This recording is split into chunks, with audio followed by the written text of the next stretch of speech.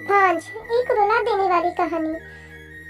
14 साल की उम्र में जब खेलने कूदने की उम्र होती है तब रिश्ता हो गया। उस समय में सभी की लड़कियां 12-13 वर्ष में ही ब्याह दी जाती थी। शादी का मतलब भी नहीं पता था। बस ये सोचकर खुश होते थे कि नए नए कपड़े मिलेंगे। माँ थी नहीं तो पिताजी ने बस जो थोड़ा सा घर का काम काज सिखाया वही आता था। शादी का दिन आया और बस सारी रस्मों के बाद विदाई का वक्त भी आ गया। रोते रोते डोली में बैठकर ससुराल पहुंच गई। इतनी आलीशान हवेली देखकर मन ही मन बहुत खुश हुई। तभी सासू माँ की आवाज आई, अरे जल्दी से कलश लाओ, बहू आ गई है।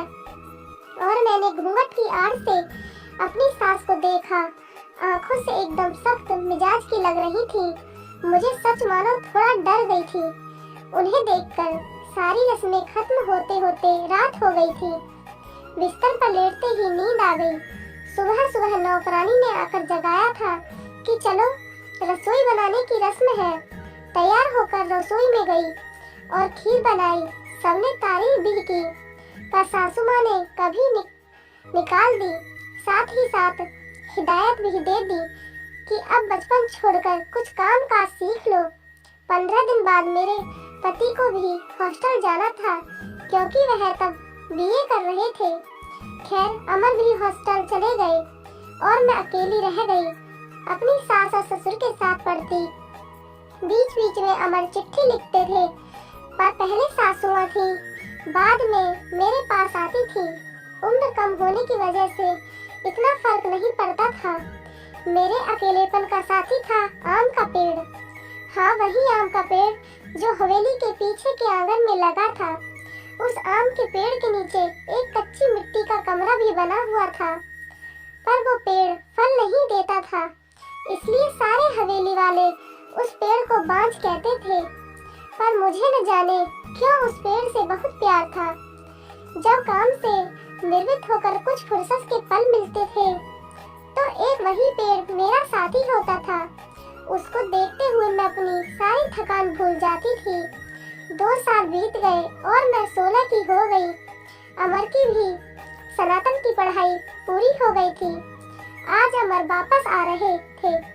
सासू माँ सुबह से ही तैयारियों में लगी हुई थी। खुद की रसोई में जाकर सारा जायजा ले रही थी। मैं भी बहुत खुश थी कि अब मुझे अकेले नहीं रहना पड़ेगा। 16 श्रृंगार के साथ मैं पूर्ण स्त्री की तरह महसूस कर रही थी। आज मांग का सिंदूर कुछ अलग ही लालिमा के लिए हुआ था। शायद वह लालिमा मेरे चेहरे पर भी दिख रही थी। तभी तो मेरी सास ने मुझसे कहा कि जा अपनी नजर उतरवा ले, अमर आ गए हैं। हवेली की हलचल से पता चल गया था मुझे। खाने पीने से निवृत्त होकर सब आराम करने चले गए। अमर भी कमरे में आ गए थे और मैं बस शर्म से लाल हुई जा रही थी। तभी अमर ने मुझे तोहफे दिया, एक सुंदर लाल साड़ी।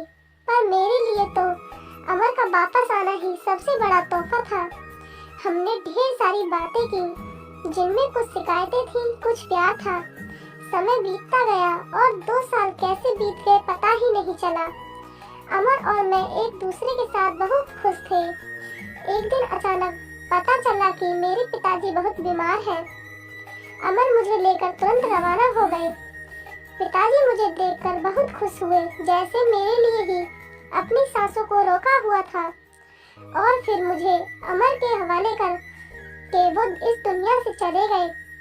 भीगी आंखों से अपने पिताजी को विदा किया। अब मेरा सब कुछ अमर और उसका परिवार ही था। समय गुजरता गया और अमर ने अपनी लॉ की पढ़ाई भी पूरी कर ली और अब वो सरकारी वकील कहलाने लगे थे। पर भगवान ने मुझे अभी संतान सुख नहीं दिया था। अभी तो सासू माँ दबी जुबान में बोलती थी, पर धीरे धीरे उन्होंने अपना रुख कड़ा कर लिया। अमर बहुत व्यस्त रहते थे अपने काम में। सुबह मेरे पीछे सारा दिन पड़ी रहती।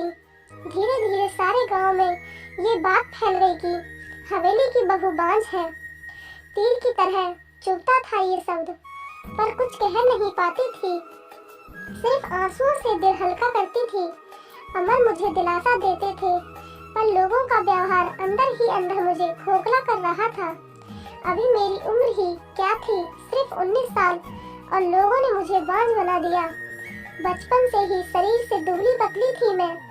फिर माँ के मरने के बाद ठीक से पालन पोषण भी नहीं हो पाया था।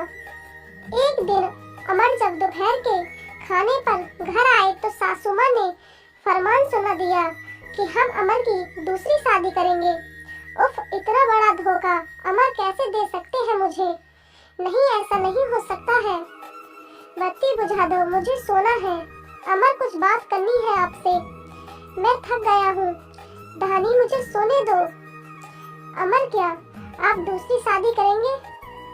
धानी, मैंने कहा ना सोने दो मुझे, थक गया हूँ मैं। तुम सब लोगों की चिक चिक सुनते सुनते, उधर माँ है और इधर तुम, परेशान हो गया हूँ। मैं मन करता है आत्महत्या कर लूं। नहीं अमर, ऐसा मत कहिए। धानी ने अमर के मुंह पर हाथ रखते हुए कहा, आपके अलावा अब कौन है मेरा? धानी करवट लेकर सारी रात आंसू बहाती रही और जब सुबह उठी तो एक टूटी हुई औरत बनकर, जो मजबूर होकर हर चीज से समझौता कर लेती है।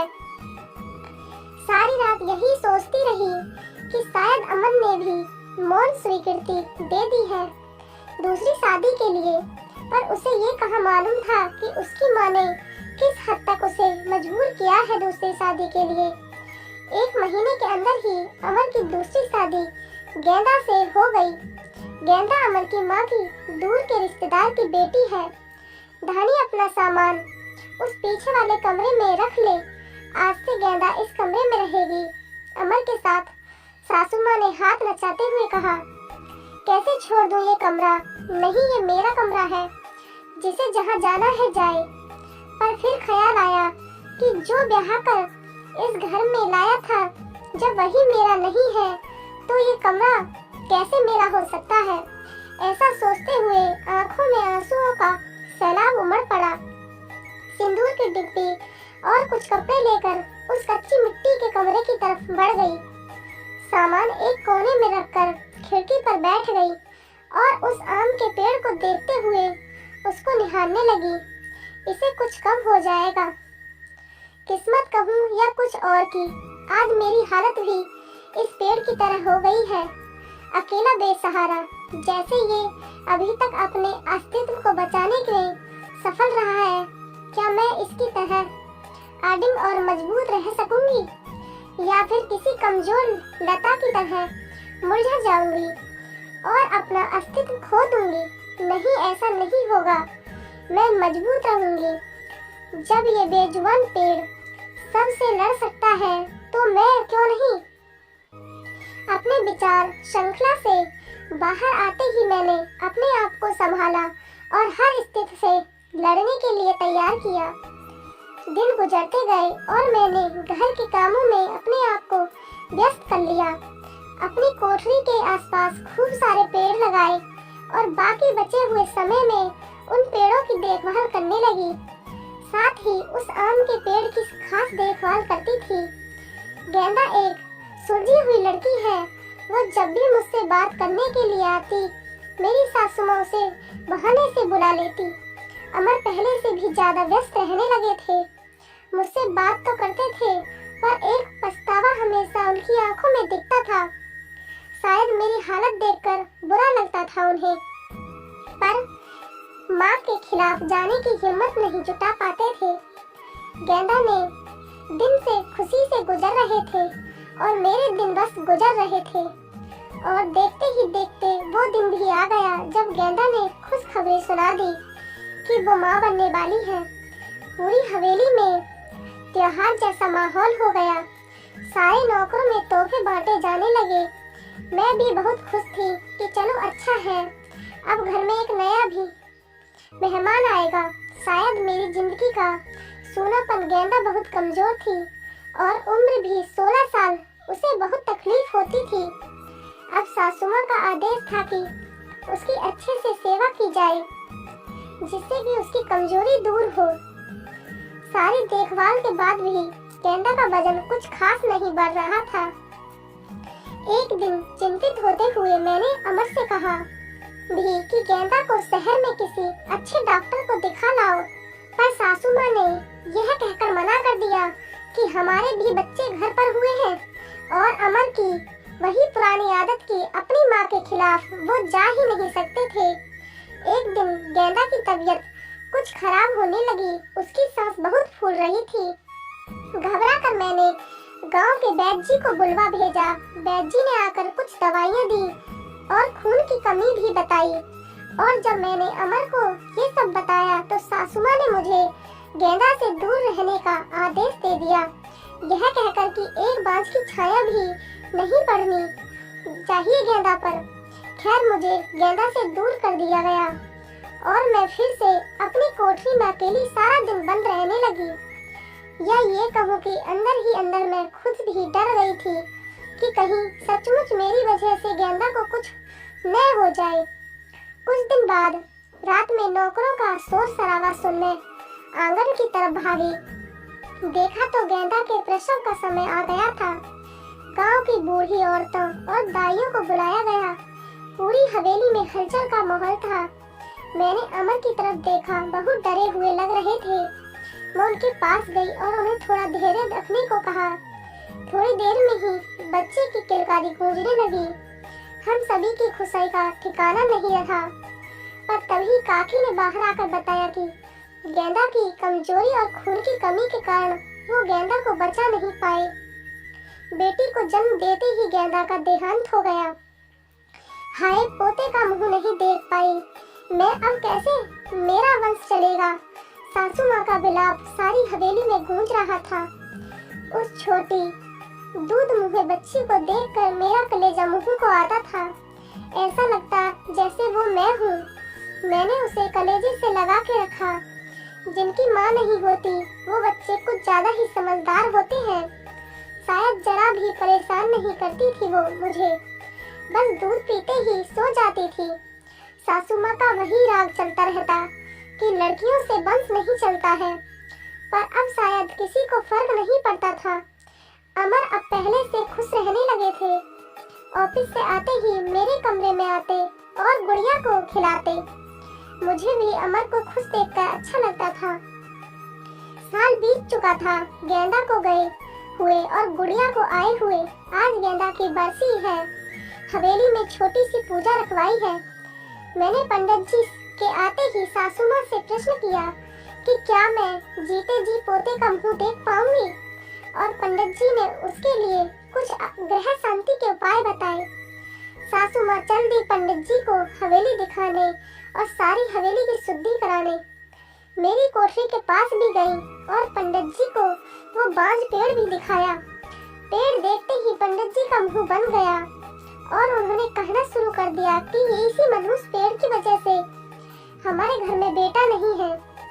जितनी जल्दी हो सके इसे कटवा दो। अब मेरे बर्दाश्त की हद हो चुकी थी।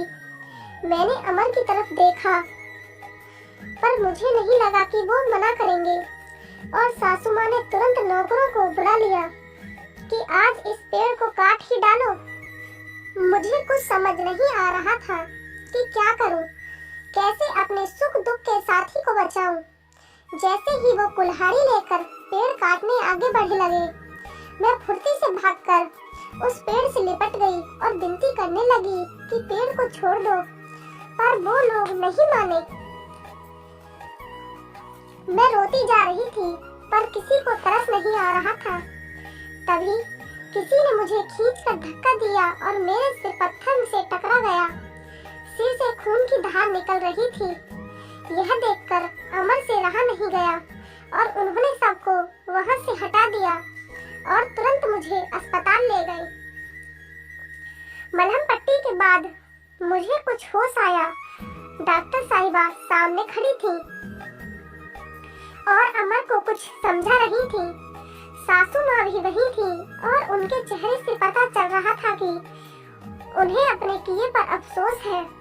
डॉक्टर, क्या अब हम इसे घर ले जा सकते हैं? अमर ने पूछा। हाँ, अब आप इन्हें ले जा सकते हैं, पर ख्याल रखिएगा कि अब ऐसा दोबारा न हो, क्योंकि ऐसी हालत में ऐसा गिरना ठीक नहीं होता है। ऐसी हालत डॉक्टर क्या हुआ है इसे? अमन ने घबराते हुए डॉक्टर से पूछा। अरे आप लोगों को पता नहीं है, अब ये माँ बनने वाली है तो इनका अच्छे से ख्याल रखिएगा। यह सुनकर किसी को भी यकीन नहीं हुआ। सब बस एक दूसरे को देखे जा रहे थे और मैं तो बिल्कुल यकीन नहीं कर पा रही थी। सासू माँ की आंखों में पछतावे के आंसू थे। मेरे सर पर हाथ रखकर बस इतना ही कह सकी कि मुझे माफ कर दो, और मैं मुस्कुराकर उनसे लिपट गई जैसे मैं अपनी माँ से लिपटी हूँ। पूरे 9 महीने मेरी सासू माँ ने मेरा बहुत ख्याल रखा और मैंने उस पेड़ का आज मेरी डिलीवरी होनी थी। सासू माँ समय से मुझे अस्पताल ले गई ताकि जो गलती उन्होंने गेंदा के समय की थी वो अब न हो। बधाई हो, आपके पोता हुआ है। नर्स ने सासू माँ को खबर सुनाई और सासू माँ ने हाथ से अंगूठी निकालकर नर्स को दी। वो खुश थी, पर इस वजह से नहीं कि पोता हुआ है, बल्कि इस बात पर कि मैं बिल्कुल ठीक हूँ। हवेली में धूमधाम थी, सब खुश थे कि हमारा परिवार पूर्ण हो गया था। बेटी और बेटे के आने से और एक खुशी कहीं और भी पनप रही थी। वो उस आम के पेड़ में फल आ रहे थे। शायद हम बहुत जल्दी चिंता करने लगते हैं। फल मिलने की हर चीज का एक समय होता है। कुपोषित शरीर हो या पेड़, दोनों ही